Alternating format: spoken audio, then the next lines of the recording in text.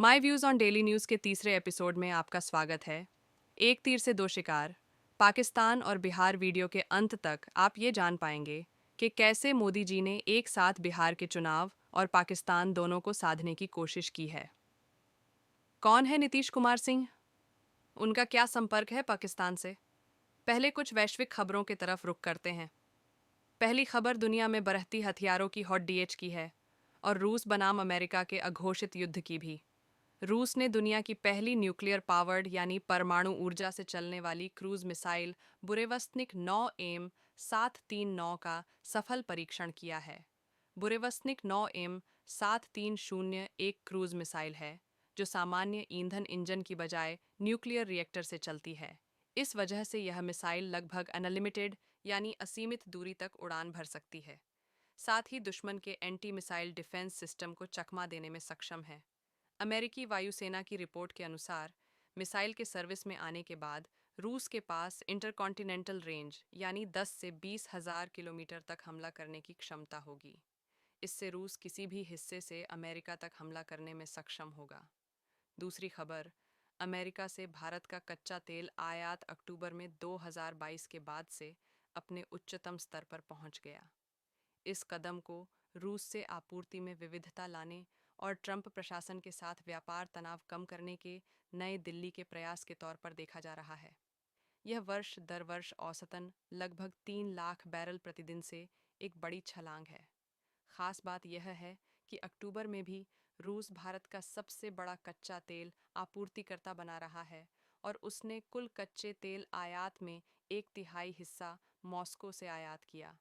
Iraq दूसरा सबसे बड़ा आपूर्तिकर्ता रहा और उसके बाद सऊदी अरब का स्थान है। केपलर के आंकड़ों के अनुसार 27 अक्टूबर तक अमेरिका से भारत का कच्चा तेल आयात 5,40,000 बैरल प्रतिदिन तक पहुंच गया, जो 2022 के बाद से सबसे अधिक है।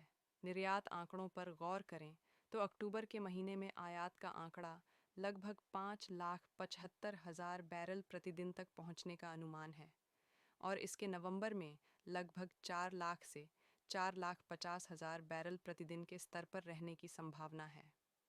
यह खबर प्रत्यक्ष रूप से जुड़ी है भारत अमेरिका ट्रेड डील से। भारत और अमेरिका के बीच जल्द ही ट्रेड डील होने के आसार हैं। एक रिपोर्ट के अनुसार भारत की चुनिंदा वस्तुओं पर लगने वाला 50% टैरिफ घटकर 15% हो सकता है।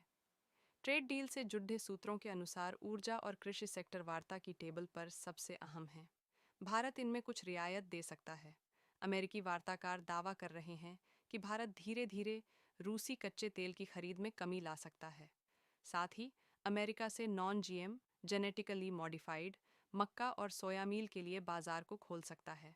तीसरी खबर, बिहार के पूर्णिया जिले के श्रीनगर प्रखंड की सिंघिया पंचायत में एक गांव है जिसका नाम पाकिस्तान है।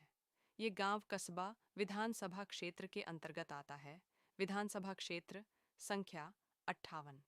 2025 के बिहार विधानसभा चुनाव के लिए इस क्षेत्र से प्रत्याशी निम्नलिखित हैं: महागठबंधन कांग्रेस, मोहम्मद इरफान आलम राष्ट्रीय जनतांत्रिक गठबंधन, लोजपा रामविलास, नीतीश कुमार सिंह ऑल इंडिया मजलिस ए इत्तेहादुल मुस्लिमीन एएमईएम, शाहनवाज आलम। साथ ही प्रत्येक वर्ष नवंबर माह की 8 तारीख को कुछ बद्धा होने के कयास लगिए जाते रहे हैं, क्योंकि वर्ष 2016 में मोदी जी ने अचानक नोटबंदी की घोषणा की थी, जिसके पीछे एक कारण आतंकवाद को होने वाली फंडिंग पर रोक लगाना था। अब जब पाकिस्तान का नाम आ ही गया है तो असली पाकिस्तान के बारे में भी बात कर ही लेते हैं। कयास ये लगे जा रहा है कि युद्धाभ्यास त्रिशूल, जो कि 30 अक्टूबर से 10 नवंबर तक जारी रहने वाला है, 10 नवंबर को पाकिस्तान पर कार्यवाही का होगा, जिसकी पुष्टि तो 9 तारीख को ही हो पाएगी। अगर ऐसा होता है तो बिहार चुनाव में विपक्ष इसे उठा सकता है।